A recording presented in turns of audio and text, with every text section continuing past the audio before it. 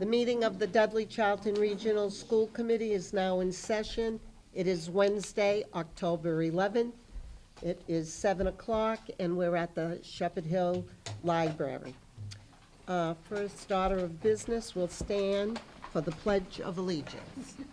I pledge allegiance to the flag of the United States of America and to the republic for which it stands, one nation, under God, indivisible, with liberty and justice for all. Approval of the minutes. I'll entertain a motion to approve the minutes of our regular meeting of Wednesday, September 27th. Second. Discussion? Yeah, I had some corrections regarding the page 4 regarding some of the budget conversation, just for clarification of language. So if I could just borrow yours. Sure. Coming down to kind of about 2/3 down the paper, I gave Sandy some language changes for the sentence to read, or are they admitted in the interest of presenting a reasonable budget that the towns can afford as it has been done in the past.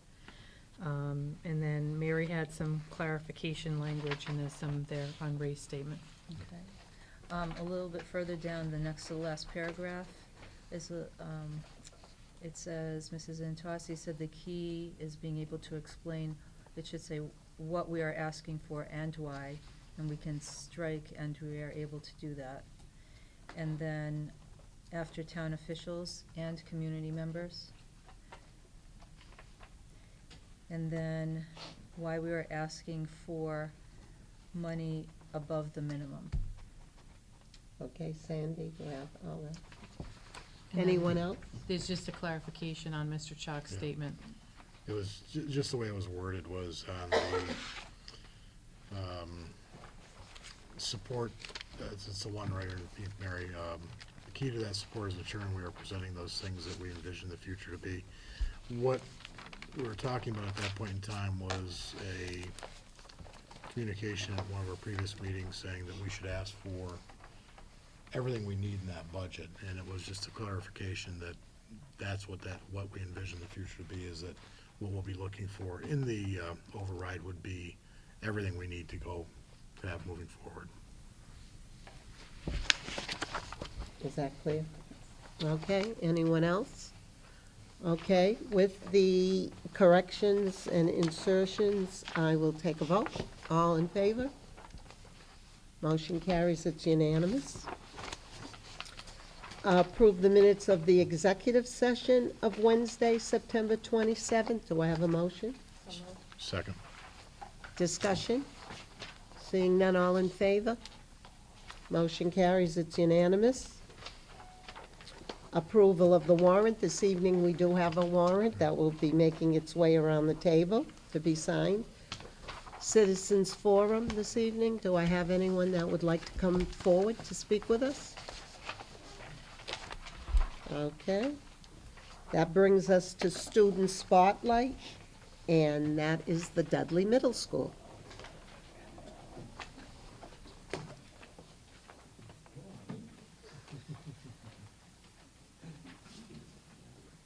So, Mr. Desto, members of the committee, thanks very much for inviting Dudley Middle School to present tonight.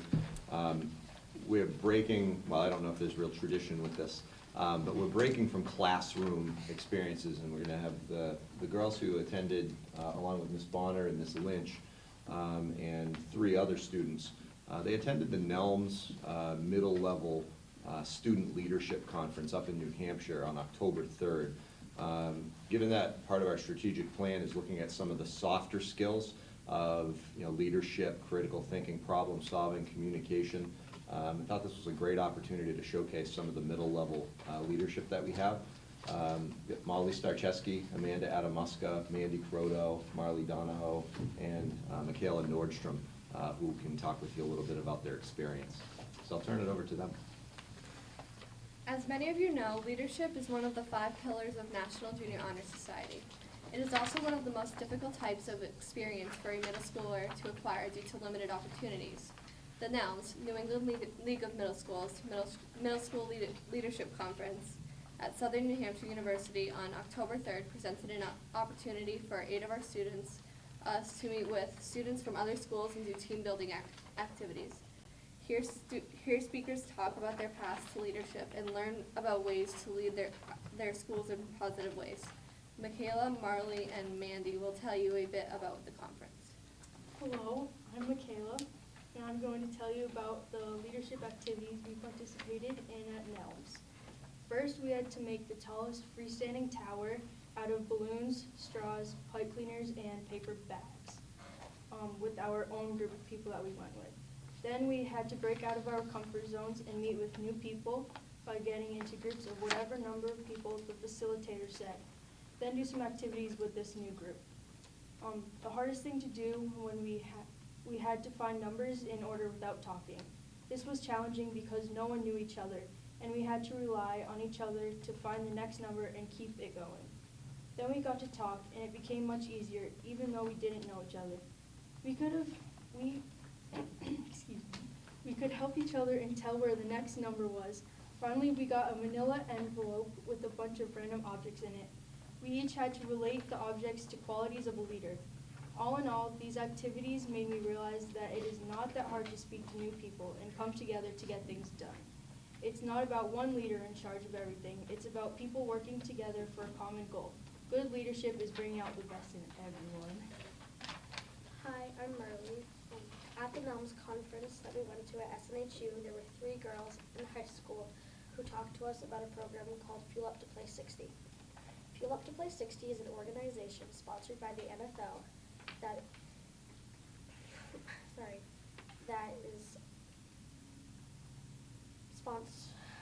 is meant to give schools opportunities to have healthier options for students. This can mean anything from healthy food to sports programs. They did a lot for their community, and we hope we can do so too.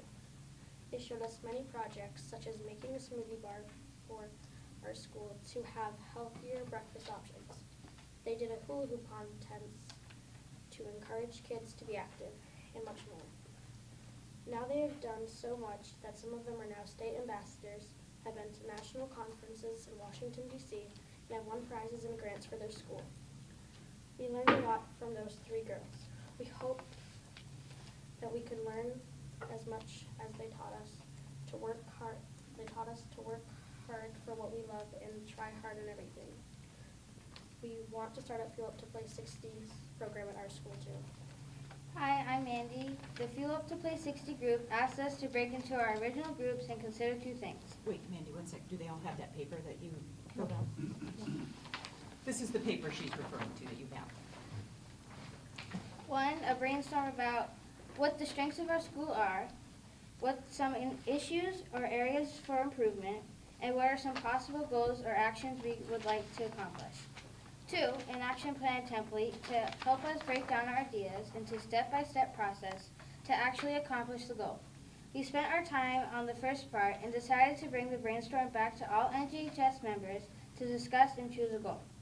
We felt pretty proud of our school when we heard the ideas that many of the other schools were coming up with, because we already have or do recess and added PE time, water bottle filling drinks, fountains, and doublers, and after-school activities such as sports and clubs.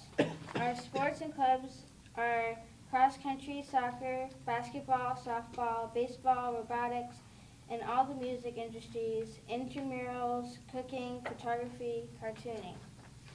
Some of the more common themes are around the subject of lunch. We wanted more time to eat and better and more healthy food.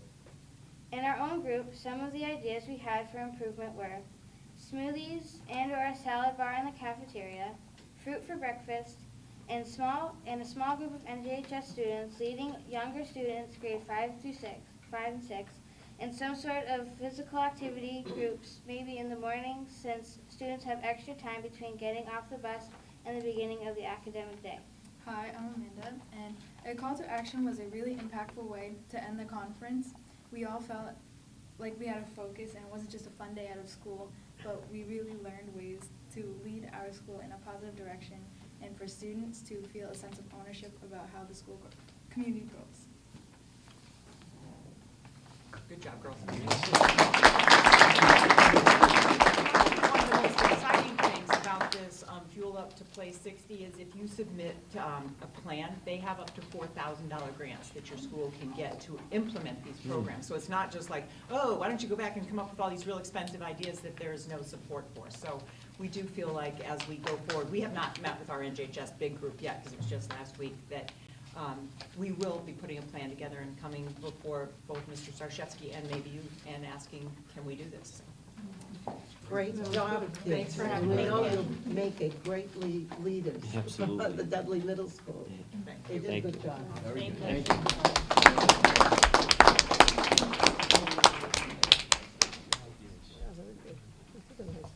Smoothies. That was a nice idea. Nice template there. Yes. I like smoothies.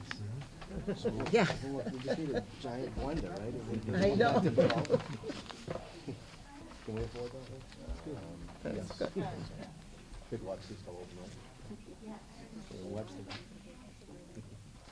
Thank you, Mr. Stashevsky. Mrs. Bonner, thank you very much. Students? They did a good job. Very good. It's not easy to come up and speak in front of us.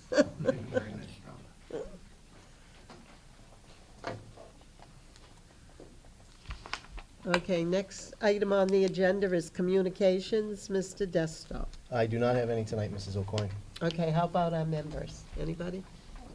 Stephanie? There was some concern brought up about the report cards coming out after the parent conferences. So, okay, that's a calendar issue.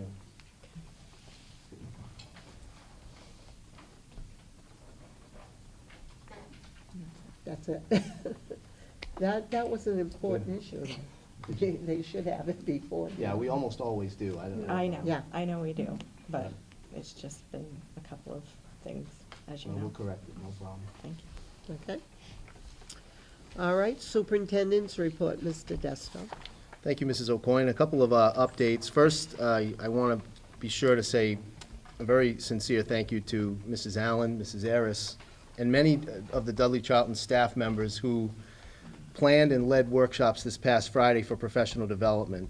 The training received very positive reviews. Both I and others that I know have received very positive feedback from the staff, and we've already seen really an important piece here is that now we're only 2 days, really 2 school days removed from that, and we've already seen some of the teachers making efforts to apply some of the knowledge that they gained. So that's really one of the signs of a very strong professional development day. Also want to update the committee on community reading days. As I mentioned in the package, if you have not been invited yet but would like to be a celebrity reader, you don't get to be a celebrity too often. The dates are as follows. Mason Road School will be Monday the 16th, and that is at 1:15 p.m. If I'm wrong, principals, just correct me. I won't have a problem with that. Wednesday the 18th is going to be both Charlton Elementary School at 9:15 and Dudley Elementary at 1 o'clock. And Friday the 20th will be Heritage School at 9:15 a.m. as well. The middle schools, we are still to be announced, but if you want to be a reader and you haven't yet been invited, please let me or Sandy know, and we'll make sure that you get an invitation. As referenced in the school committee package, the water line that was much talked about last year, that Exxon is obligated to construct, that affects the Heritage School and Charlton Middle School, for a variety of reasons has been delayed by a year, and so now construction on that is expected to begin in the fall of 2018. That's all beyond our control. What I do want to mention, though, to the public is that we're still testing our water quarterly, and that those reports can be found on the district website. So we haven't lost sight of that. A quick update on strategic planning. I want to thank everybody for being involved in that. I felt like we had 2 really productive days. So we're now at the district office working on a template to provide for the 3 working groups. We've now, as you know, narrowed down into 3 smaller working groups, and we expect to have that template out by the end of next week, with the hope of having those 3 groups together, all in one room, but then breaking apart, one time only together. And then from that point on, the groups will work independently, making times that are convenient for the people in that smaller group. But I want to get everybody together one more time from just those small working groups, and that should be the week after next. We don't have a date and a time on that yet. And finally, I've mentioned this to some, this will not come as a surprise, but Mr. Chaplin has had to send a letter to families, which was received this week. I received mine on Tuesday, to seniors at Shepherd Hill, and the letter indicates that that the time for this year's graduation ceremony must be moved from the traditional 1 p.m. to 6 p.m. on that same Sunday. And this is necessitated because the DCU Center is hosting the Democratic National Convention that weekend, and it's just caused a bumping effect to all the times. One of the groups that has the DCU Center Friday night, historically, has been with the DCU Center longer than we have, so they were given quote-unquote seniority to take the 1 o'clock time on Sunday. I was a witness to Mr. Chaplin trying everything in his power to broker a deal by which we could both go during daylight hours on that Sunday, to no avail.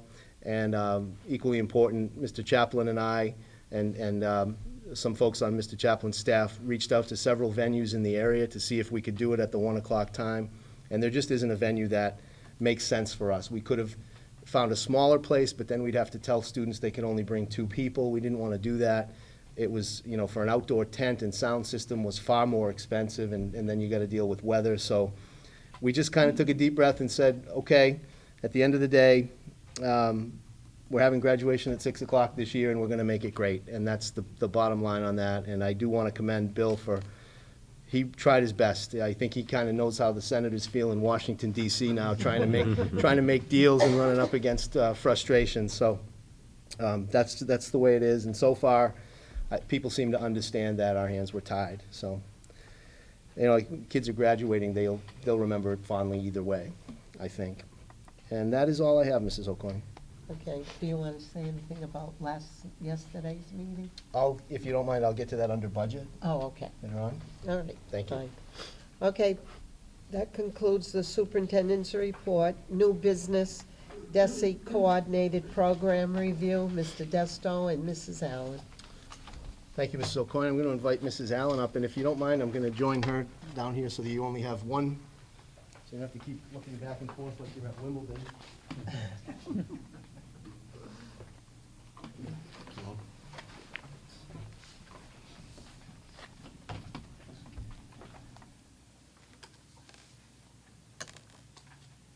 So I'll just begin by saying, as I did with the Professional Development Day, a lot of people are very deserving of thanks on this. This was a very successful review. But primarily, I want to thank, once again, Mrs. Allen. I don't really like her that much, by the way. I just, I want to thank Mrs. Allen, Mrs. Martirosian, Mr. Ferranti, and Mrs. O'Brien, our former special education director. They did tremendous amount of work on this. The DESE reviews districts in 103 areas spanning 3 categories. And I'm going to give you an overview of areas on which we were found, in the opinion of the reviewers, to have a partial implementation or no implementation. And then Mrs. Allen will give a summary of our corrective action plan, which is currently being reviewed by the Department of Education. And once that document is accepted by the DESE, which we expect it to be within a week or 2, we'll get a copy to you and to the public. So with this paper right here, which says at the top, Coordinated Program Review, school year 17-18, and it begins with the review audited compliance in 103 areas total. It's a summary sheet. What's that? This one went It was around. That originally one in is- your package. I have some extras here if anybody needs them. Yeah. Okay. So basically, all I want to say is this.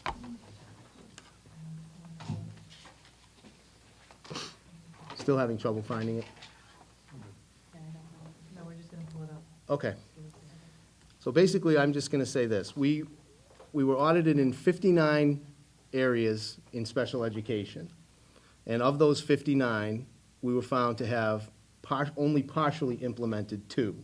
So 57 out of 59, and the 2 that we were, quote-unquote, cited on were partial, not complete. And Mrs. Allen will review those in more detail. We had 26 in the area of civil rights, and of those 26, we were found to have partial or no implementation in 3 of them. And again, Mrs. Allen will speak on those in a little more detail, and you'll get a sense of what that means. It doesn't mean we're not providing people civil rights, and you'll see the details in that. And then finally, we had 18 in the area of English learner education, and of those 18, we had, again, 3 which were found either partially implemented or not implemented. And with that, now, the paper that you just received. Excuse me, you should say how many were perfect for the public. 'Cause So if you that say 4 were was- implemented, that means right. you should tell that number, because that's more So impressive. the total number is, we were, I guess you could say, satisfactory, perfect, whatever, Yeah. on 95 out of 103 That's impressive. areas that we were reviewed on. Very good. And I may repeat this at the end because I'm proud of it, but sitting in that room with the reviewers was really the important thing. And they looked us right in the eye and they said, this is as good as we've seen. And they were very complimentary about the district, and particularly about what the district is able to do on what is a very, very tight budget. So Mrs. Allen will look, if you want to take out the corrective action plan that just went around, and she'll review that quickly, and we will answer any questions that you may have. So again, as Superintendent Desto said, the woman who met with us, the auditor, there was a team of 3 of them, and the chair of the auditing team who came out said it was a very clean report. And a few of the things that she said was, in essence, that we have a lot of processes in place that are excellent processes. And where we were cited on a few things, which I'll note of particular interest to you, were places where the documentation was lacking. So there might be some documentation, but there wasn't consistent documentation every time. And so that's what we need to put a plan in place for, to improve a little bit. So in the area of special ed, one of the things was that the IEPs need to consistently state why a student is pulled out of the classroom and why that's critical to their education program. And again, they randomly audit several IEPs, and while the majority of those were found to have done that, some of them weren't as specifically stated as they would have liked to have seen. So our response, or our proposed corrective action, is that Mr. Ferrante, in conjunction with the team chairs, will be doing some training of the special ed staff and how those should be written, and then they will be pulling samples monthly to kind of do our own internal audit to check. And an annual report will be given to Superintendent Desto at the end of the year. Just to state, too, for all of this corrective action, once it's approved, we have until next September to make sure that everything is completely up to snuff with compliance. The other one for special ed was, again, just a partial citing, and it was, again, on the consistent documentation. And so when a parent does not attend an IEP meeting, after so many attempts, you can hold the meeting without the parent.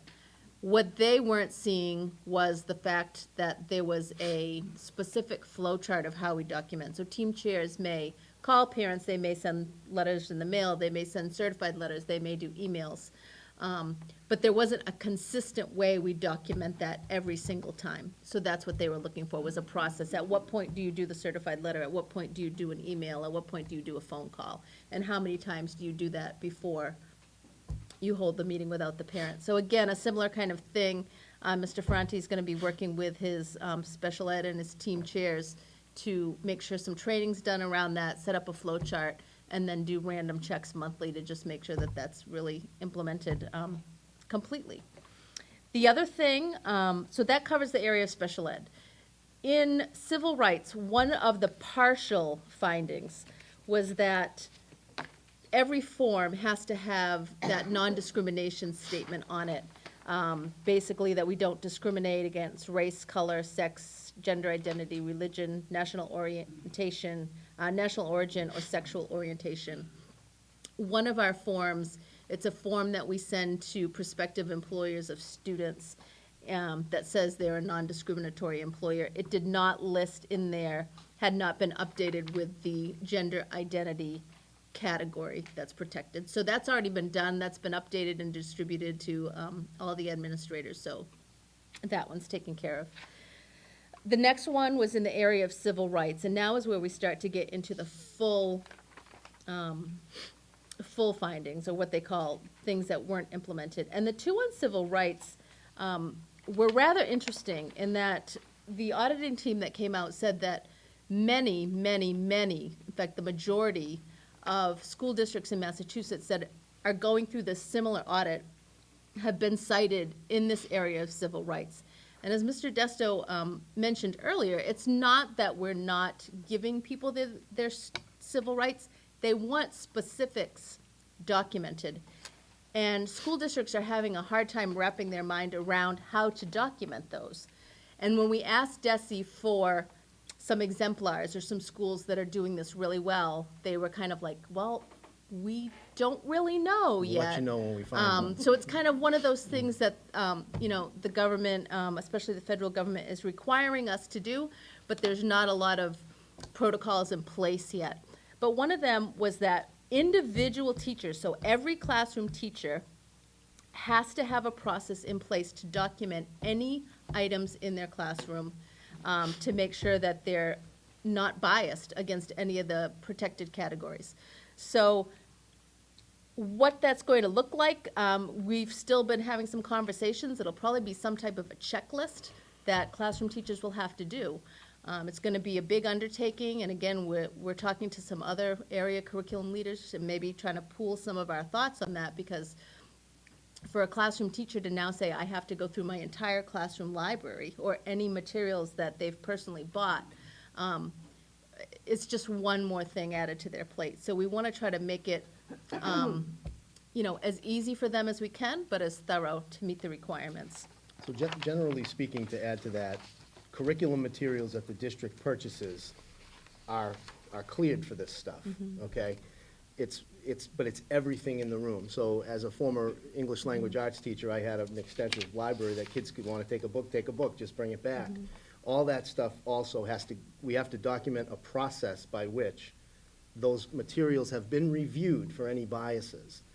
So I think what I said in the meeting was, so we have to do everything right, we have to prove that we did everything right, and we have to show you that we had planned to do everything right in the first place, and here's how we plan to do it. And it's a lot, and but we're gonna try, and we're gonna hope that at some point along the way, the department is able to come out with an advisory to help us with that, because what we don't wanna have, obviously, is really well-meaning teachers who are doing a great job with kids, all of a sudden have to spend hours and hours with a review process unnecessarily. So we're gonna see how we can do this with as little heavy lifting as possible to the teachers who we want to be spending time with our students.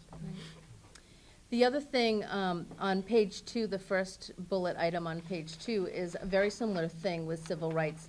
And they want to know that all of our sports teams, all of our after-school clubs, any extracurricular activities, that all of those are opened to all students. And just the sheer fact that we say, and we have that non-discriminatory statement on any of our applications, on any of our teams, the fact that our practice has always been, any student who wants to play is welcome to play. Any student who wants to be part of the club is welcome to be part of the club.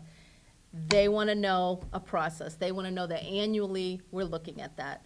So what we need to do now is we need to get a volunteer district equity team in place, made up of teachers, coaches, administrators, who will come together, create some type of a documentation form, and annually give that to the coaches, to the after-school advisors, and have them fill out, we have X number of students in this particular category, we have X number in this category, X number in this category. That all comes back to the equity team. They look for patterns, and if it says, this particular group is not a real diverse club, why is that? What is the root cause of that? Is that because nobody else has applied? Is that because kids that applied were discriminated against? And basically come up with the root cause in writing, which then has to go to Superintendent Desto to say, okay, due diligence was done to allow all of our students to participate in these activities. So again, it comes down to a documentation issue, and what's the easiest way to do that to meet the law without really burdening our teachers. The last 3 are in the area of English language learners. And one of them, again, was a partial, and it was based on the documentation piece. And so when an English language learner with disabilities is waived from the program, so they have met their requirements for the English language learner program, we have to have a documentation process that says they do not need a transitional bilingual program, that they're completely all set, that any type of a transition they need is due based on just the disability and not their language difficulty as well. So again, it's something that had been done, but it's putting the documentation in place.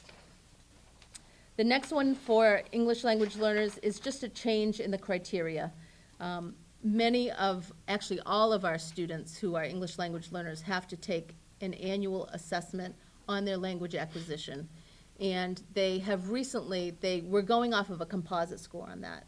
And now they have recently changed it where the language score and the writing proficiency scores are looked at independent of each other.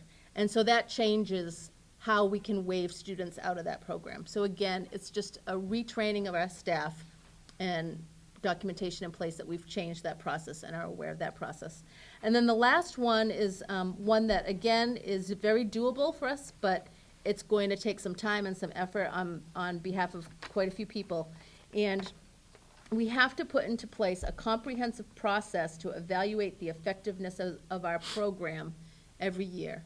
So Barbara Martirosian, who has been doing a wonderful job as our ELL program coordinator for the district, is going to be working to get a team of people together, again, parents, teachers, school committee members, administrators, and come up with a set way to evaluate the English language learner program. And are these children making effective progress? Are we giving them everything they need to move their education forward? They need to look at weaknesses and strengths. They need to set some goals for that program.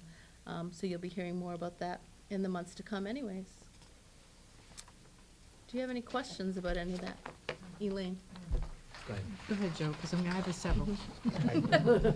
I just had one about the EL students and the disabilities waived. It didn't appear to me that that was the issue. It was more around the documentation, around what else has been considered. And I don't see in the corrective action steps necessarily about documentation. I see about, sort of familiarization with the waiver procedures. Am I missing something in that? So what corrective they'll action use block? what they'll use for the documentation in that will be the agendas from those trainings and the attendance sheets. And then, again, the periodic checks for compliance to make sure that that is being done. So my understanding from Mrs. Martirosian, and again, I'm not speaking on her behalf, but my understanding from speaking to her is the language that she took to develop this is something very similar based on other findings in other districts. And so she's hoping that that's going to meet what we need for that criteria. But we can certainly check with her on that and ask for some further clarification if you'd like. Sure, because I'm just a little confused on that. Again, to me, it doesn't look like it's an issue around the waiver procedures. It's about how we document. But maybe and again, the corrective action looks more about clarifying the waiver procedure, but, yeah, that's fine. If you could just look into that. Sure, absolutely. We'll Thanks. get you an answer Thanks, for that. Linda. The state may find that too, as they review it. Yep, thank you. I think to the follow-up on that question, would it be appropriate to either be documented on the 504 or the IEP that transition discussion has occurred and the child was found not to be in need of the transition bilingual program? Because students in either one of those categories would have some kind of paper trail. Of course, yes. So it needs to be noted on the document. I was curious about, hang on a second, because I've got to go back.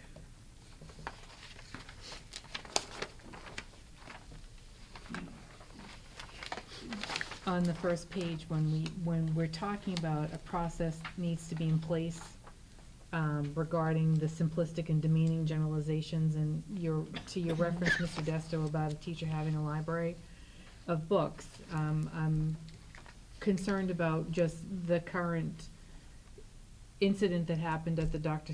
Seuss Museum, that someone found, a mural on the wall offensive because of, representation of an ethnicity. And I'm concerned that when we're looking at teachers, looking at materials, and I understand the purpose of this, but I also can see this becoming a censorship issue where we're not putting our students in a position to be able to look at literature through history to see the transition of how things had been represented to how we view them now. So I'm looking at this particular item with a little bit of caution. I can see that the intent being that a teacher is utilizing materials in a class that is identifying those types of things in engaging in discourse with students around that topic of what it means now versus what it meant then. To think that we would go through this library and not probably take 50% of the books off the shelf because it would fall under a category of something there being found offensive. I'm a little concerned with that. Excuse me, because I'm the one who's now interrupting the meeting. It's nice background music. Sorry, I usually do that first thing when I come in. I'm a little troubled by this, and I don't know who we talk to about this and what the intent is of this, but I'm really concerned that we can be taking this much further than it is intended to be. I would agree with you on that. My understanding, again, from talking to the audit team and sitting down and having some face-to-face discussions and what are other schools doing and how do you interpret this, they are basically looking to make sure that we are adding to, not necessarily pulling anything out. They want to make sure that, for example, in our community, that we have books on ethnic minorities that may not be present in our school system. Whereas they said if they go into a more urban setting, they want to, kind of have some books that come in the other way on different minorities. So they're kind of basing it on what is the majority and what are the minorities in your district, and are you exposing kids to everything as opposed to limiting what they're exposed to? It's about process more than anything, Mrs. Rabbit. I couldn't agree with you more, that we're navigating a bit of a minefield here in any public, any public school system, anybody who works in the public sector, because there's no telling what's going to offend whom. Right? And so, but this is about our creating a process by which we can review our materials and make sure that we have a process in place. And if there are things that could be questionable, do they have the educational value on the other side that balances that out? Because I agree, there are things that might be bothersome to some people. Some of the best learning sometimes comes from that kind of thing. When you think about the things you read in high school, how many of them could be taken the wrong way by some folks? And so it's about our creating the process, and we are, again, this is one of those areas where we're hopeful for a little bit of guidance from other, from the department. Do you have a contact at DESE to see where this originated from? Because I think that would allow more specific questions to be asked if it's being cited in specific, if it's being specific to a cited law. Sure. And how that's being interpreted. I can understand the purpose of inclusion and making sure that we're having conversations and we're exposing our students to the world as a whole and not to just limited to our community, but I would like to look at this a little bit further and find out where this is coming from before we start going overboard with that. Absolutely. One of the other, I guess the question, in understanding that, and I'm going into the context of the students with disabilities, understanding that, the CPR review is a sampling of students with disabilities and IEPs and all of that, and it's good to see that we have processes in place that are running and our paperwork, met the test of DESE's review team. But I guess my question really comes down to looking at it in a broader context of how are we measuring the outcomes for students, because this is the population on our standardized test with our students with disability has always been disappointing, and has not, over the years that I've been on the committee, has shown the same growth level where our other subgroups come. We've had really great results with our ELL population, we've had really great results with high needs, and our students with disabilities have continually had very minimal movement in how they're performing. So I look at this with caution because I see this as the procedural piece of educating students with disability, but I do not see this as the outcome of how we're educating with students with disability. And I hope that this allows us to have a greater conversation on how we're looking at the investment of money that we make, not just in whether or not our programs are cost effective, but whether or not they have cost benefit, and that benefit is resulting in improvement of outcome. And I hope we can have that conversation down the road. I will, and I have brought it up, and I know we're going to talk about it in the future, still very concerned that the coordinated program review happened and we did not have an active CBAC. The parent component of a coordinated program review is extremely important, and although that it shows that there was a representative discussion with the CPR team, we don't have any parent representation in this report, and that's a concern for me. But want to, commend the fact that we have so many processes in place that Desi was pleased. I'd like to reiterate that it was outstanding. 95 out of 103 is unbelievably good. Good job on everybody's part. Thank you. Does DESI, when they use terms like consistently, like a subjective term, when they ask you to respond to that, do they give you any guidance around what consistently means to them? No, but not with me anyway, but Right. what my observation is that it almost, so if they take 25 random files and review them, and 2 out of 25 do not have what they're looking for, they're not considering it consistently. So I'm pretty much taking it to mean all the ones they 100%. review. Okay. To that point, they're doing a sampling. So Yes. if we have 575 students on IEPs and they look at 57, that's 10% of it. They would expect that the 10% be 100% to be reflective of the whole. So that's an important thing to consider, so. And they're also looking at a 6-year period, so when they pull the file, they're looking from our last review. So you might have 5 IEPs in that file that are done perfectly, and they hit the last one, and you're missing some wording. Yep.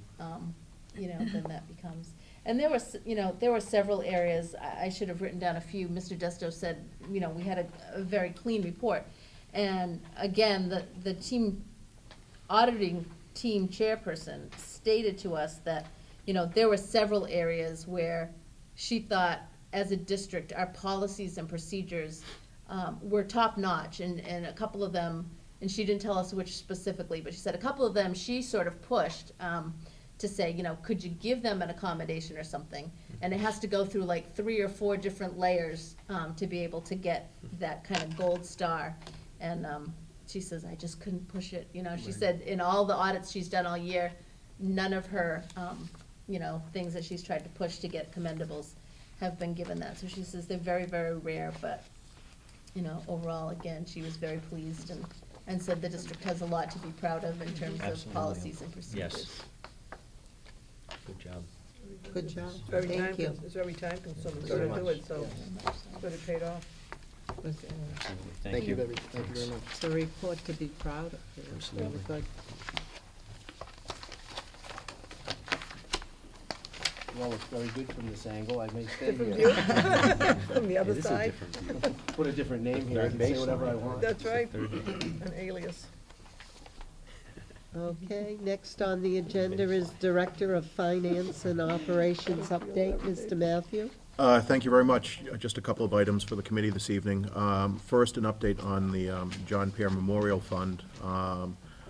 Through the end of last Wednesday, the district had received an additional $4,151, bringing the total to $7,276.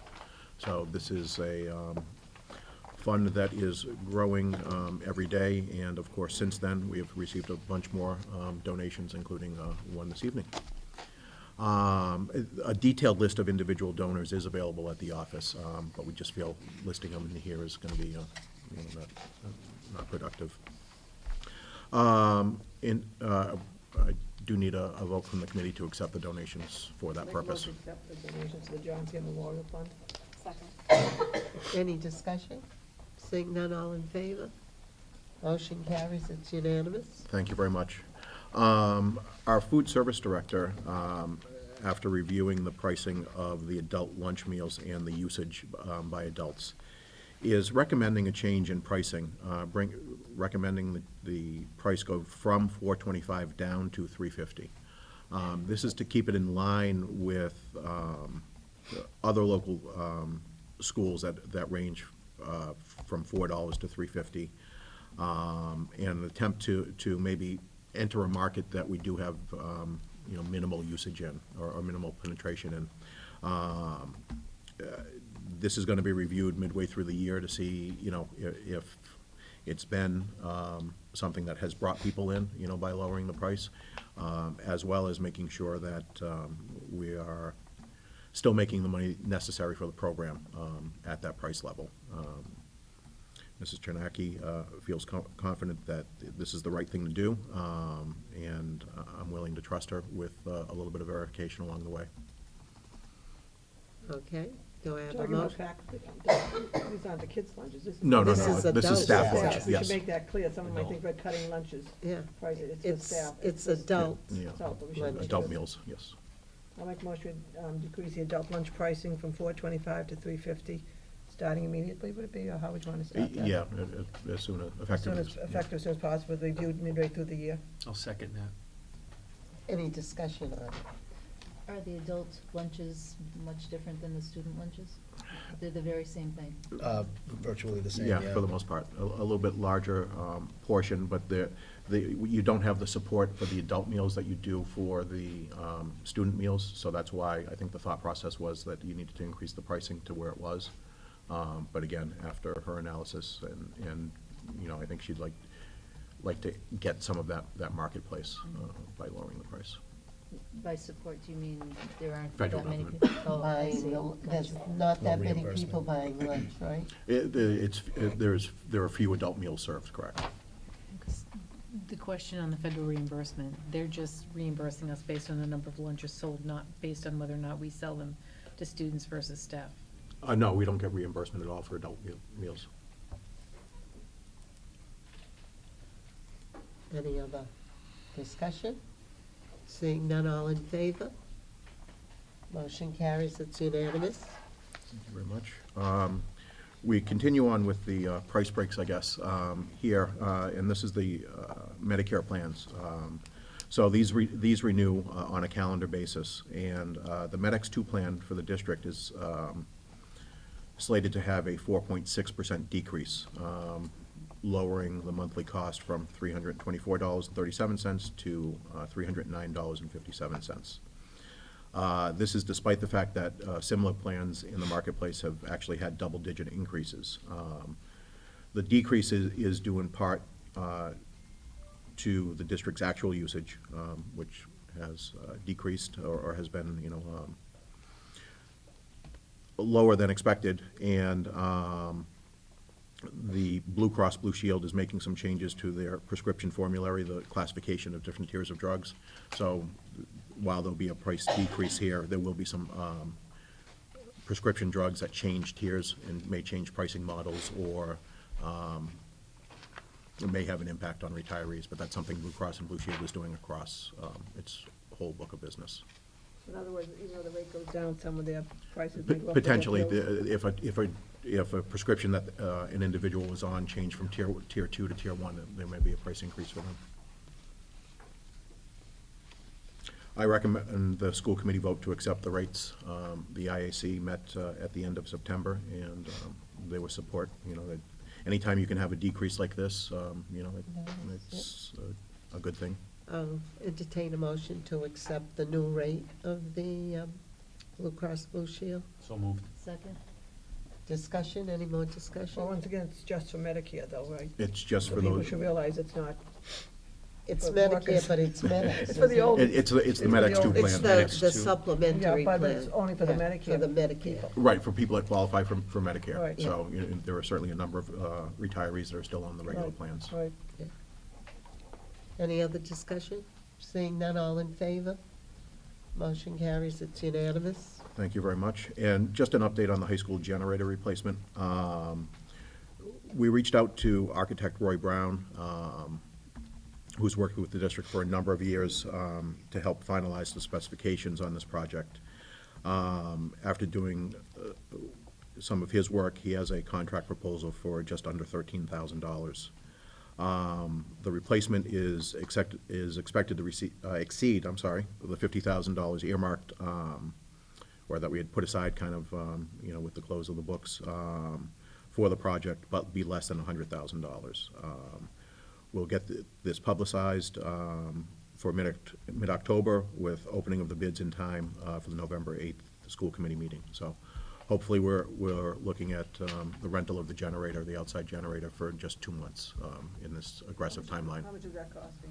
$7,000 a month. Is that above the thought? Well, that's what we were quoted. So, but I mean, is that about right? To me, that's a whole lot of money, but, those things are, Yeah. big and not just generally located at Arbor-Shawn, so. Yeah. Any other questions? Clarification, so the fee of 12,885 for the architect is for the design for the generator replacement? Yes. And he's going to be working with his electrical engineers. Okay.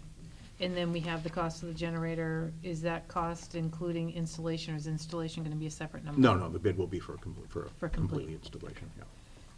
I had expressed at a previous meeting whether or not we were communicating this need to our towns, our finance boards, and the Board of Selectmen, just as an informational piece. It's something that's coming out of our budget, but just to be aware, it's a very high cost on a capital item that should be brought to their attention. Yeah, and I think the appropriate time to do that is after we open the bids and have a fixed cost and final cost on that. Anything else? Okay, That's all I thank you, have. Mr. Matthew. Thank you. FY 2019 budget discussion, Mr. Desto.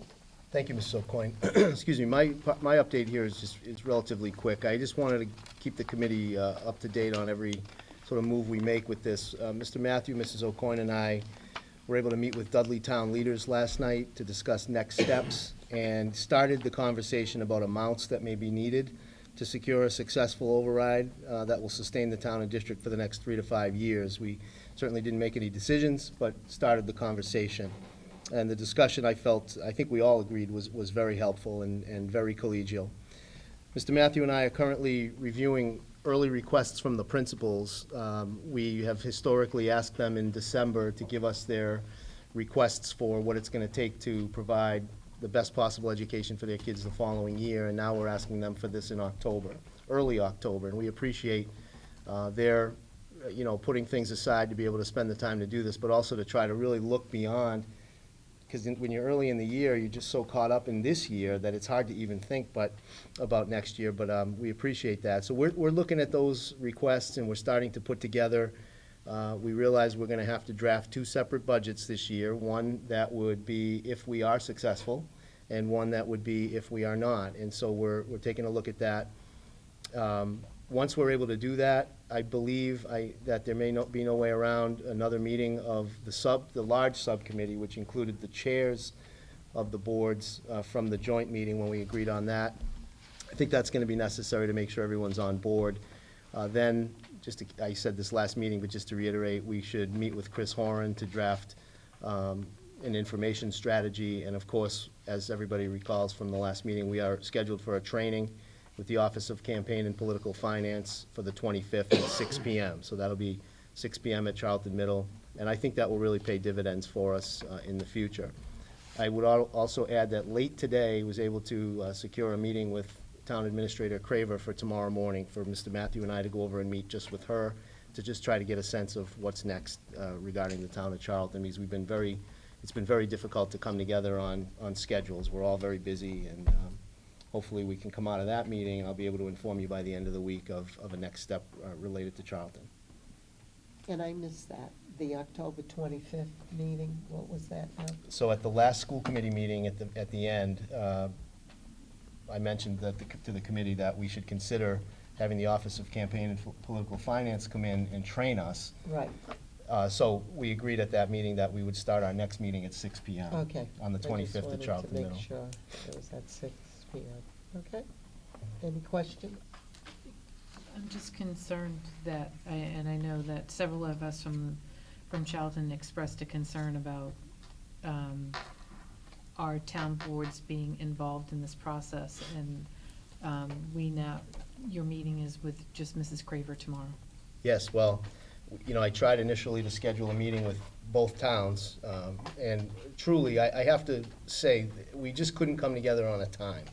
So I'm reserving my concern. I totally understand anybody who might feel that way, but I'm reserving that because it really was a matter of, well, we can't do this night, we can't do that night, we can't do that night. We decided we have to do something, so we met with Dudley last night, offered a couple other times with Charlton, couldn't come together. We're gonna just meet with her and then try to come out of that with a plan going forward, that we can get together with their people. Maybe the next thing we do is get together with the big group again, I don't know, but I'll keep the group updated, and I think I'm choosing to go forward that this was just a crazy scheduling issue, and that we still have the support that we were told that we had at the last meeting. That's the way I'm choosing to view it. But the Dudley Town Administrator did say he likes the idea of the little group joint together. He thought that large group was too large. He had stated that yesterday. Yeah, he's been consistent about that. But we and, didn't yeah. get the Charlton people to come to our meeting. I think which I as really it, wanted to. as it plays out, Mrs. O'Coin, I think we're probably going to end up having to do a little bit of both. We're gonna have to get together with everyone from time to time, and we're gonna have to get together in smaller groups, which, as we know, generally move faster. Just to let them know, the Dudley Finance Chair and the Selectman Chair were also there last Yes. time, along with the Town Administrator, so that's Yes. 6 people. And I think that's a think we should concern, make and that I don't know if known because- Mr. Chalk, Mrs. Antosia, and Mrs. Reed and I feel the same way. That was one of the points that we made when we had the larger joint Right. financial Right. meeting, was that we wanted a representative from each board. Even though we're moving into smaller components, the fact that Charlton at this point in time is only offering the town administrator and not offering a representative from the finance board and a member from the Board of Selectmen to sit down in that small group and talk with you is concerning. That was something, and I think Mr. Chalk made that point quite clearly at the large joint meeting, that we can't pull somebody from one of those boards to just be a representative for their full board is a concern. If I may I just want to be sure that I'm clear, and maybe I wasn't the last time, when I tried to put the first big subcommittee group together. Is that an oxymoron, by the way, big subcommittee? Relative. And we were unable to agree to a date with Charlton. I then, later down the line, after several sort of back and forth attempts to make a meeting, I reached out to Mrs. Craver and said, can we just sit down with you and figure out how we can move forward on this thing and get a date together? So, she didn't offer just herself or anything like that. It was me who said, can we just come to your office tomorrow and figure this out? And that's kind of where I'm at with that tomorrow morning, and hoping to come out of that with a date where we can meet with all those people. And like I said, I'm choosing to perceive this as a scheduling issue until I hear specifically otherwise. That's the way I feel like I have to pursue, go forward with this, and, we'll see. I guess I would just ask that you just stress that we are concerned that it's Yes. becoming difficult to schedule what was agreed to. I will. Thank you. Anything else? That's good. That's good? Yeah. Okay. Next on the agenda is the employee health insurance discussion. Mr. Desto. Thank you, Mrs. O'Coin. So, included in your package was a memo that lays out what I believe our options are relative to insurance in the event of an employee death. And, just to provide some context, what's happened to Mr. Peters and Mr. Pear in the last several months, I think has taught us all that we need to be prepared for this now. Maybe we didn't have reason to know that before. And sometimes when an active employee dies, they leave behind family members who are dependent on their health insurance. And I don't believe anybody here, I know nobody here, would want to pull the rug out from under them at the most difficult time in their lives. But the question is, and this is what I've tried to tackle throughout the last couple of weeks, what is the mechanism we can use to do this, and what is the most fair way to do so for all our employees? So legally, I'm aware of the three options that I presented to the committee in my memo. One is to take it case by case. Two is to see if the Dudley-Charlton Teachers Association would agree to open the contract and offer the benefit of continued coverage to all of their members, and that would, in that case, would cover only the DCTA members. Or, as suggested by Mrs. Rabbit at some point, was the possibility of creating a policy that would cover any district employee who might fall into this unfortunate situation. So, in speaking to Mr. Cosgrove and also Mrs. Sorbonne, our benefits coordinator, who is very knowledgeable in health insurance, I want to say a few words about the federal COBRA law, because I think it plays a big part here. Anytime an employee loses employment due to specific events, for example, termination for any reason other than gross misconduct, divorce or separation, reduction in hours, or death, COBRA kicks in. It's a federal law. Active employee when those things happen.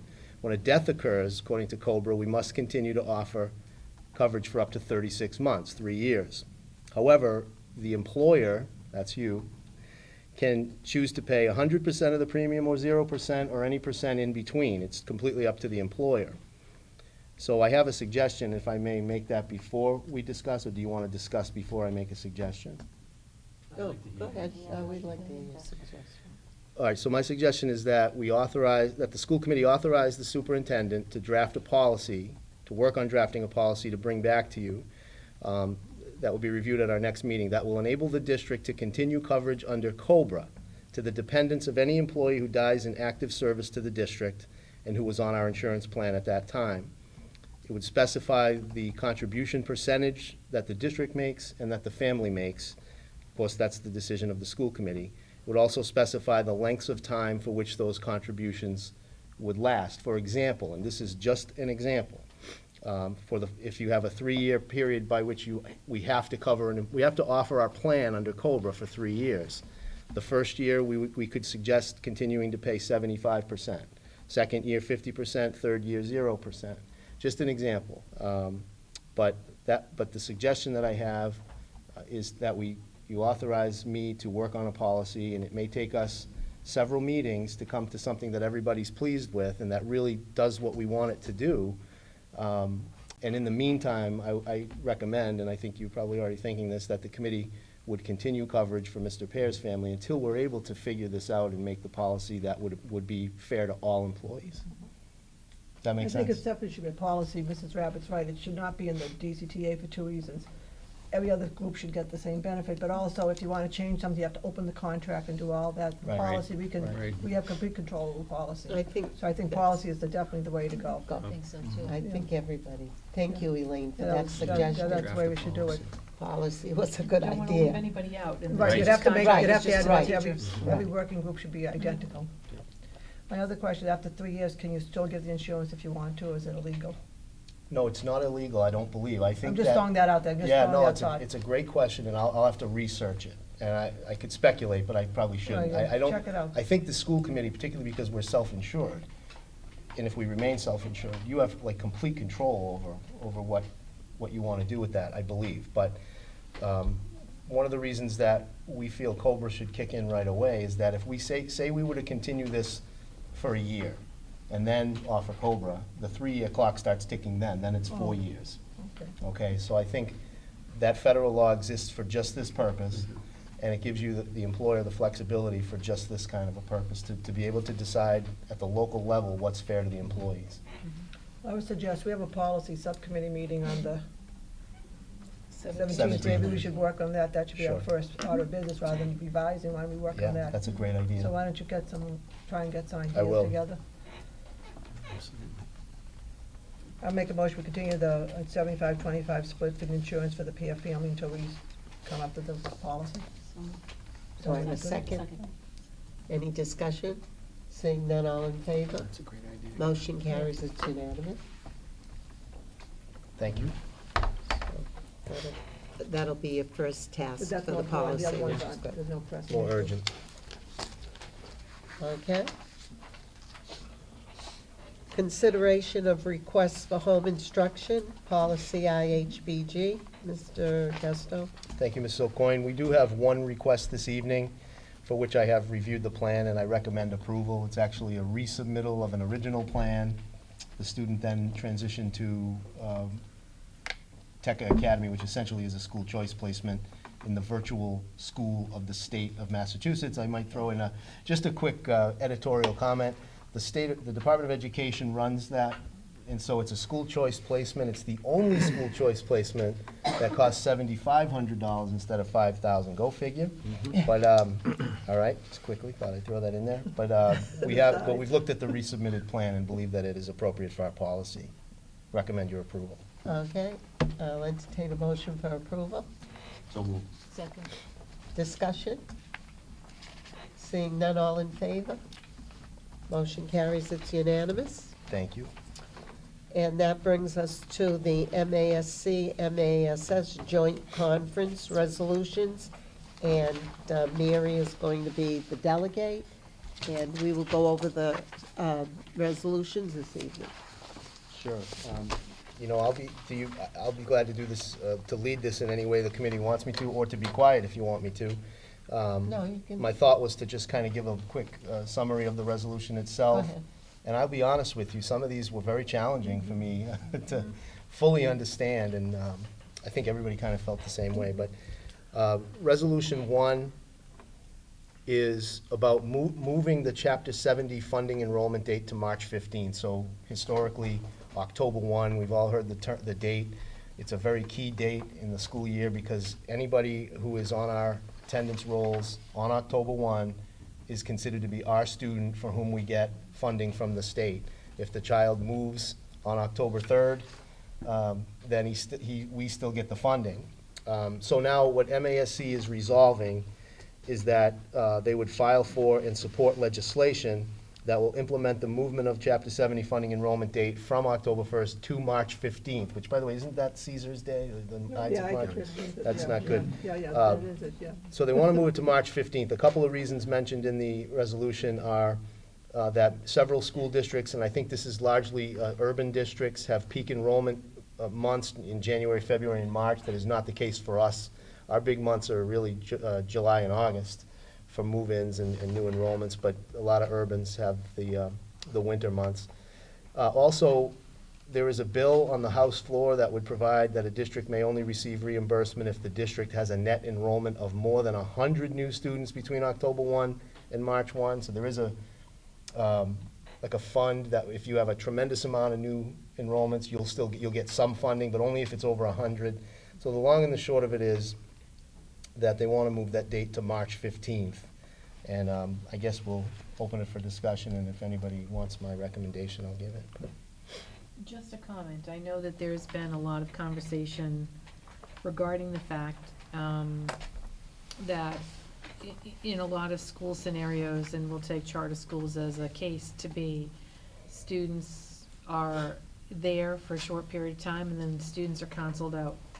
So it is putting a lot of schools that have charter schools in their area at an extreme disadvantage because charter school being a lottery has students that sometimes come in that have needs that the charter school determines that they can't fit and they cancel the student out of the district, comes back to the district, and we're now at a financial disadvantage because our funding isn't based on supporting that particular student. So I know that that's always been a concern, and one of the reasons why the October 1st number seemed to be real soon. So having that number bumps back eliminates some of the advantage to getting a kid in for 4, 5, 6 weeks and then sending them back to their local town. And I don't know how much of an impact that has had for us in our district. We've never really been impacted by charter schools yet, but we do have one, in the early stages that's growing nearby that could be an impact to us down the road. we get some kids back from the vocationals, from Bay Path, but it's not an enormous amount. From that standpoint that you're explaining, I would support this. However, in talking to Mr. Matthew and thinking this through, this really would play havoc with our budget calendar, the same thing, because yeah. if we don't know until March 15th what our numbers are gonna be, we're really looking at the March, so say March 15th, 2017, let's go back. Those are the numbers we'd be using for 2019's budget. So you're gonna be always a year out in your number. It's actually, so it's not like we're looking at, so March 2018, we're looking at the 2020 budget, really. It's the only way we could plan it. The ideal time, we think, and this is not a matter of, this is just an editorial comment, would be like December 1st, because it would enable us to have the time before the governor's budget, right? But it also would do a little bit to curb what you're referring to, which is a lot of students who move out of the charters or the vocationals or the private school, well, private doesn't matter in this case, after October 1. So, but for this particular case, March 1st would be tough for our budget calendar. So one of the things that I'd like to propose to us is that we could consider in the discussion the merits of both sides of the argument and develop an amendment that we could ask Mrs. Antossi to present on the floor, that there's merit to both sides of this argument, but we want to kind of come to a compromise date and maybe proposing that March 1st be the date.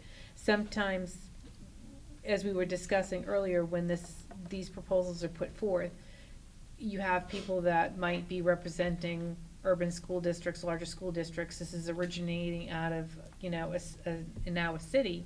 It's probably a very large impact to their budget. Yes. And they are a single town budget process, and we are a multi-town budget process, and there is a difference to how we do our budget calendar versus how they do their budget calendar. So I would consider looking at drafting an amendment to do a proposal to changing the date, so that maybe we could eliminate some of the problem that people are feeling with the early count, but moving it up so that we're not impacted by the late count. That would be perfect, and I think, December, even early January, we could deal, because usually it's late January that the governor's numbers come out.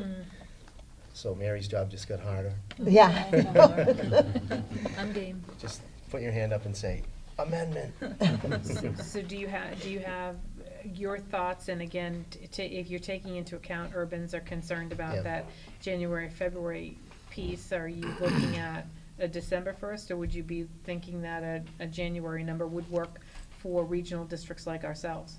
My opinion, Rich, I'll turn it over to you through Mrs. O'Coin after this. I think as long as it's before mid-January, we're okay. So January 3, 5, whatever the number is, might be pretty good for us.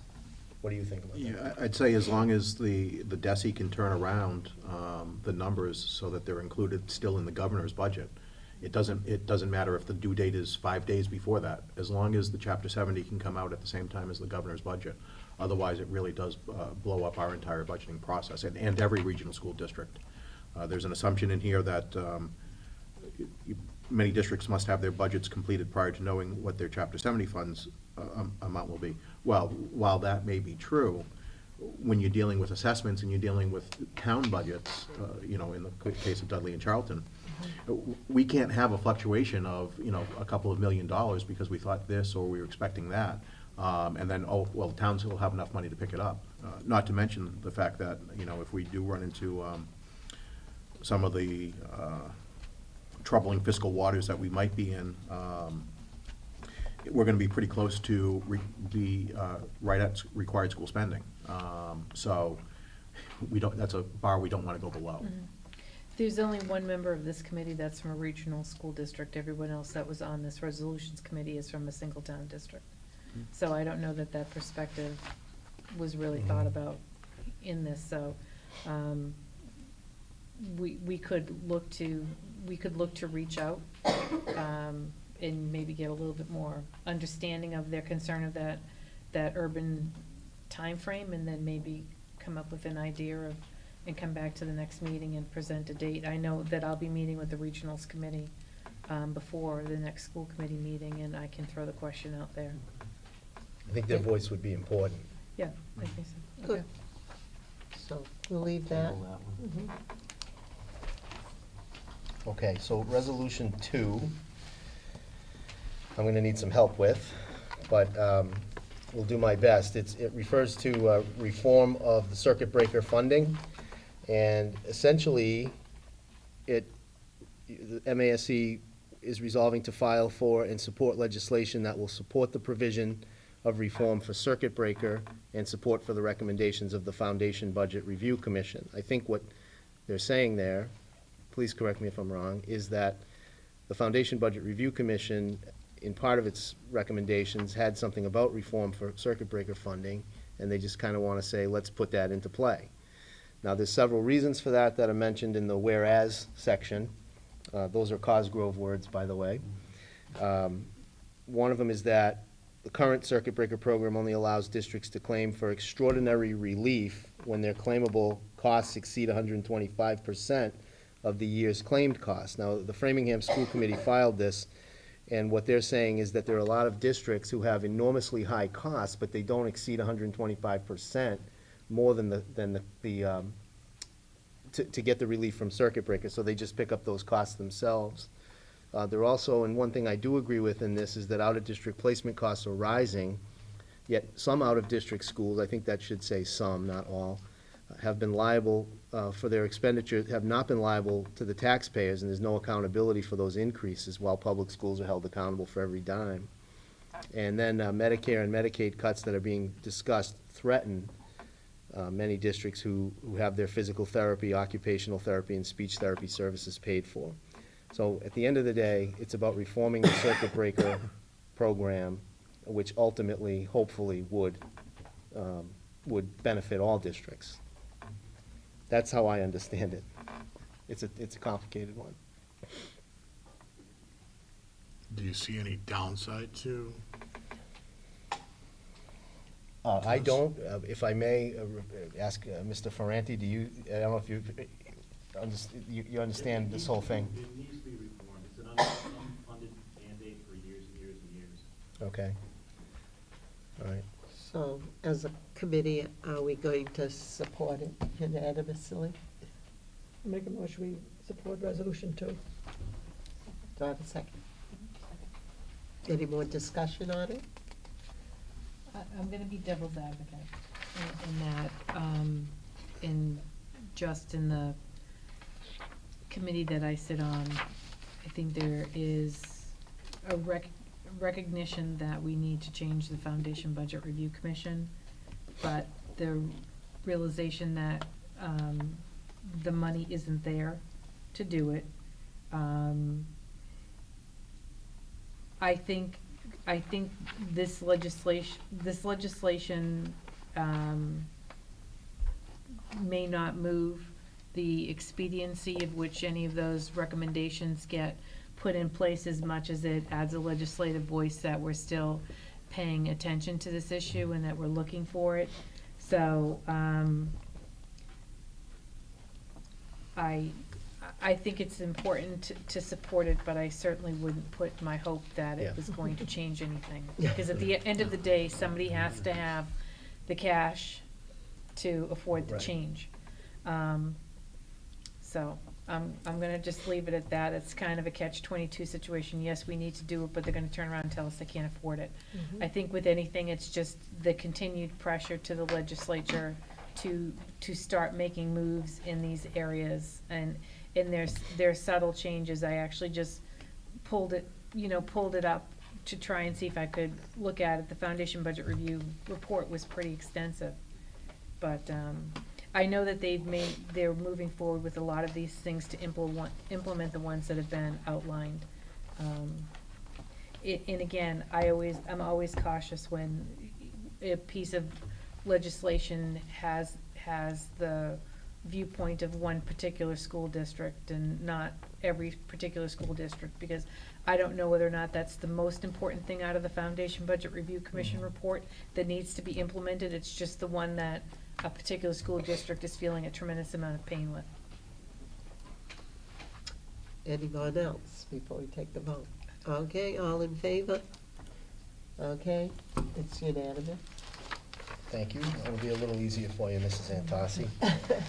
So, Resolution 3 relates to litigation for fair school finance, and basically says that on 2 occasions, there has been attempted litigation to kind of like sue the state to, hey, pay up like you said you would in public school funding.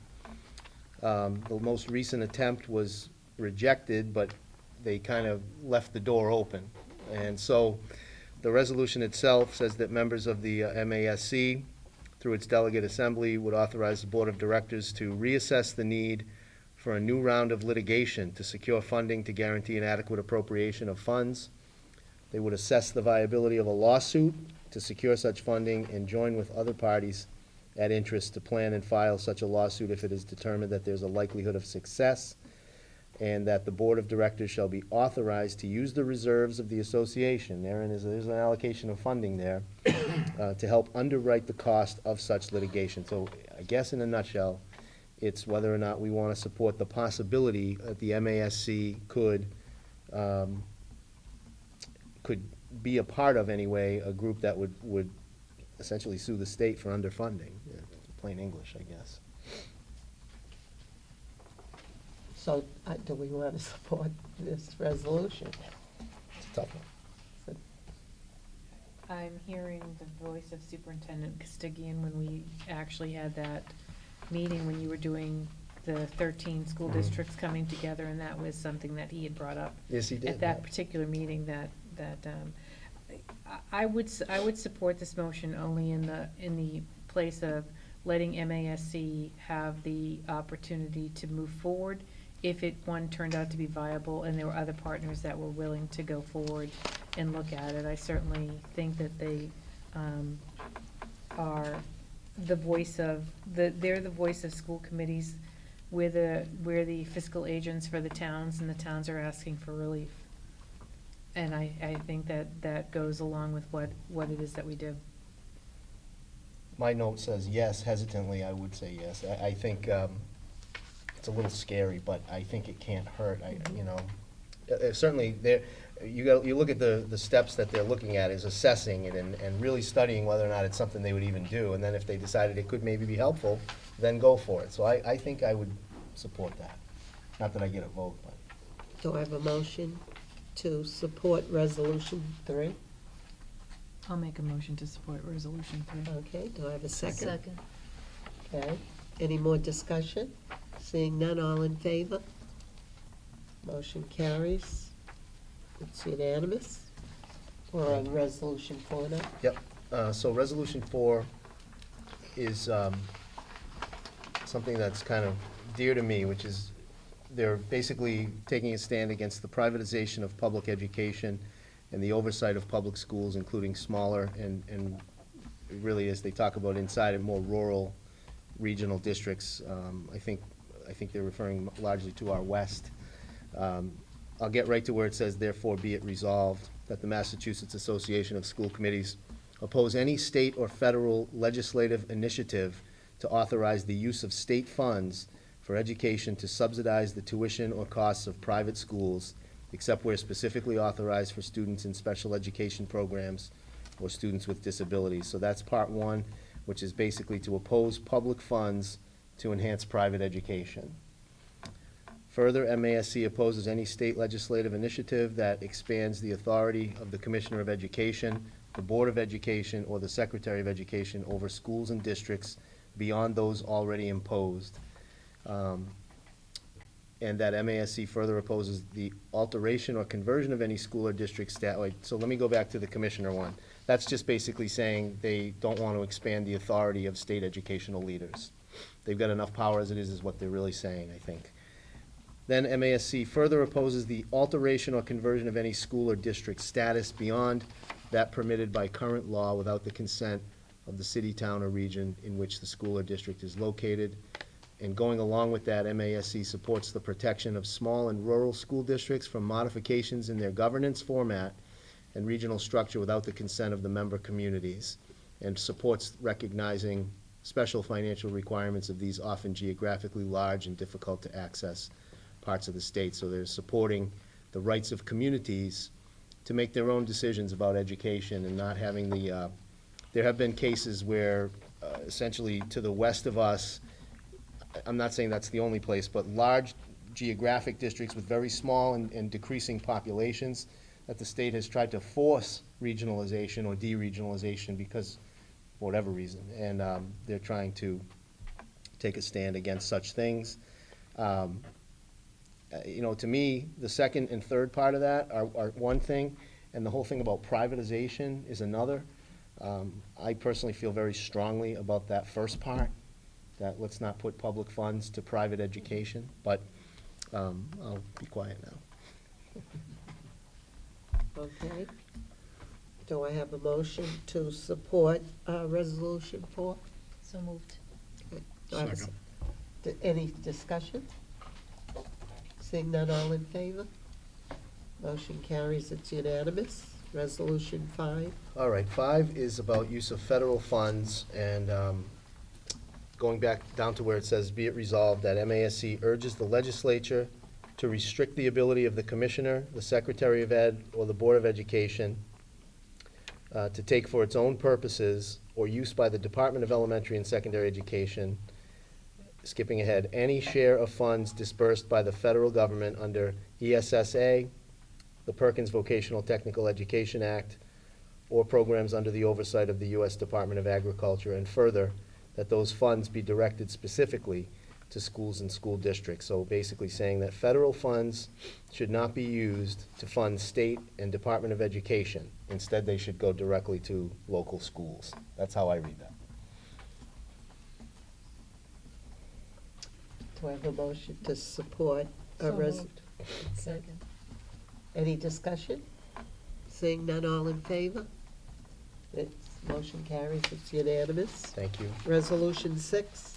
Resolution 6 touches upon the foundation budget, and on the back page says, therefore be it resolved that MASC calls upon the legislature to enact the recommendations of the Foundation Budget Commission, I think that should say, into law, and further, that the legislature order the commission to reconvene in order to conduct further deliberations and make such recommendations as they may propose, and that the Foundation Budget Review Commission shall address and make recommendations toward the overall accuracy of the adequacy of the overall foundation budget. So what I read there is that they want to say, let's enact what the Foundation Budget Review Commission suggested last year when they finished up their research.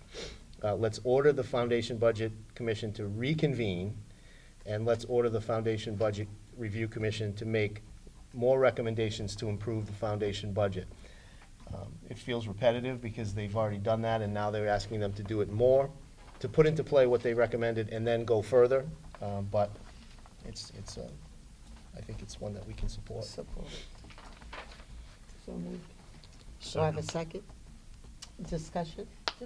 Doesn't that kind of supersede the one that we talked about previously where Framingham School Committee put forth that one portion of the foundation budget review Oh, yeah. recommendation? Seems a little bit repetitive. It where does. It does. This one's a bigger item. It's the bigger picture, I And it kind of think. takes that little piece into it. So Yeah, my notes, Mrs. Antossi, say, feels repetitive, but okay. So that's exactly the word that I thought of, and I think that sometimes happens with Yeah. these. But you're exactly right, that one piece was specific, and now this is more broad. Any other discussion? Seeing none, all in favor? Motion carries, it's unanimous, and we're on the last one, 7. Okay, you ready? Right. Run for the hills. All right, here we go. Remember now, Here we go everybody, on this is this one. MASC and not the Dudley-Charlton School Committee that says it. No. So this one refers to the Affordable Care Act and Medicaid. And the Affordable Care Act, of course, is sometimes known as Obamacare. I don't know if that's disrespectful. I didn't make it up. It's what it's often It's true. better known by.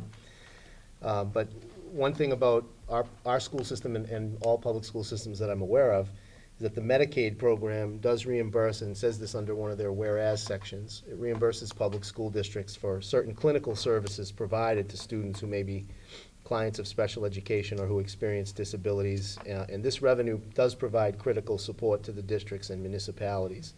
So at the bottom, therefore be it resolved that MASC urges the Congress, now we're talking federal, to preserve the Affordable Care Act and its expansion of Medicaid programs for the states, and further that MASC urges the General Court to require that 100% of Medicaid reimbursements to cities and towns be provided in full amount to the public schools of each municipality to underwrite the cost of providing an adequate education.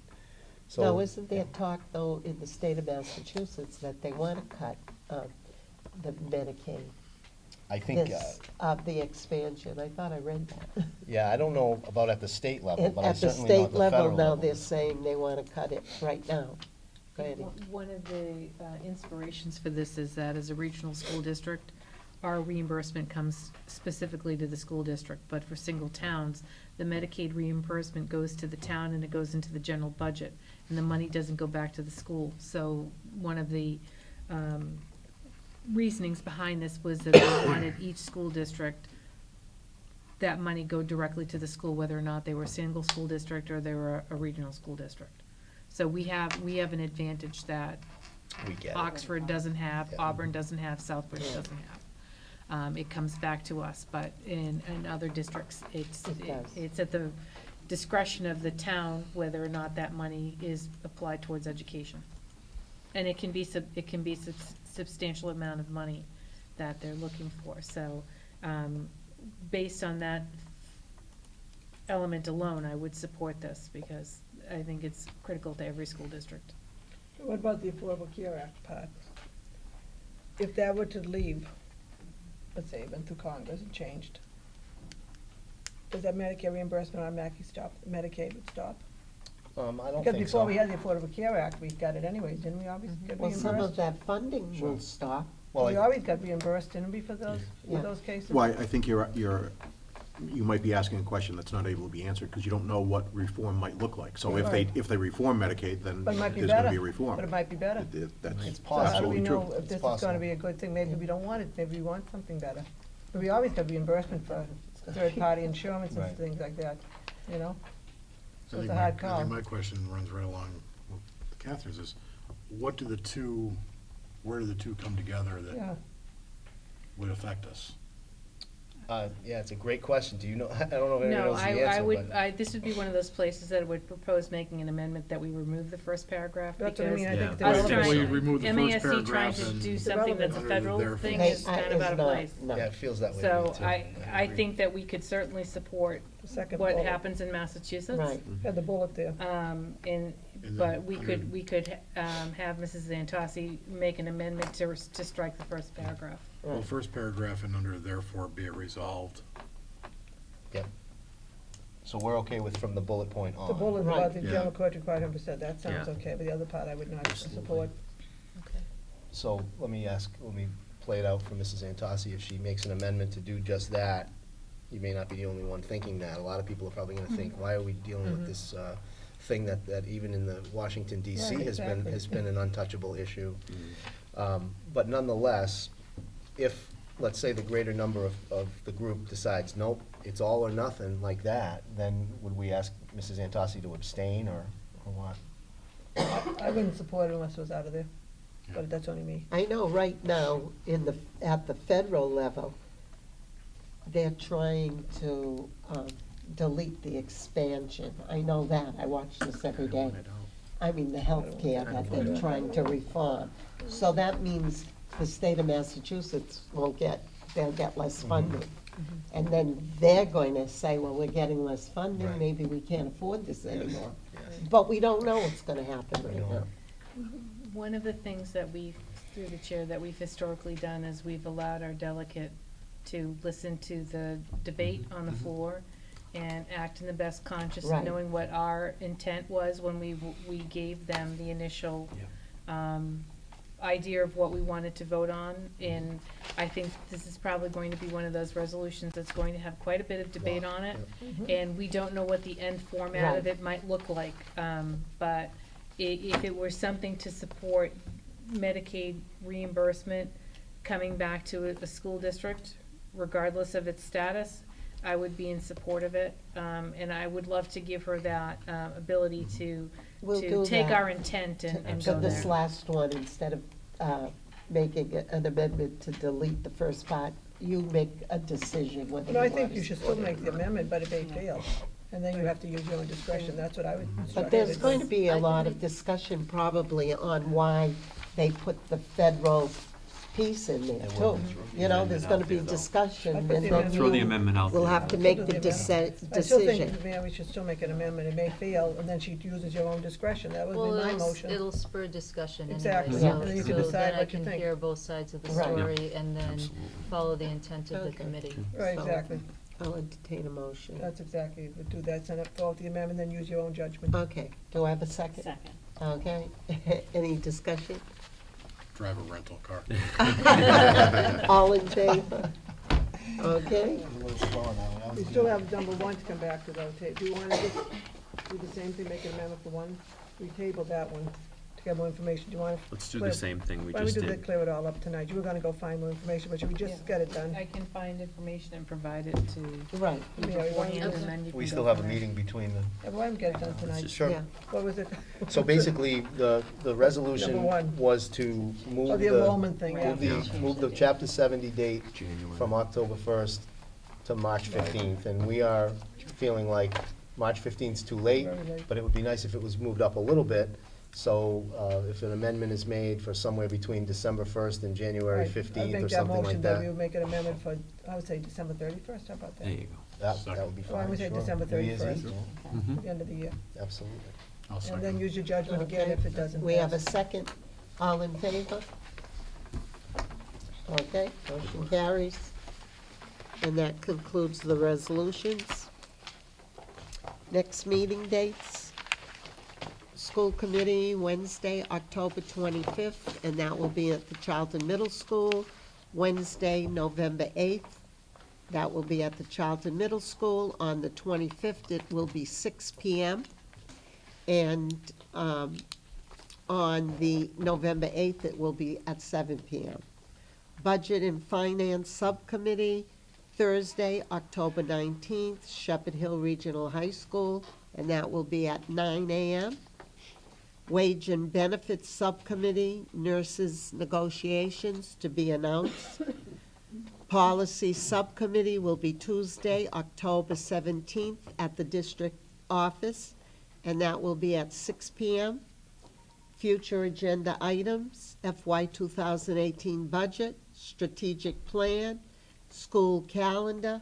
Anyone else would like to contribute this evening to the agenda, the future agenda? Okay. We are now going to enter into executive session to discuss strategy with respect to litigation or collective bargaining if an open session may have a detrimental effect on the bargaining position of the public body, only to reconvene into regular session to take votes if necessary, and then we will adjourn.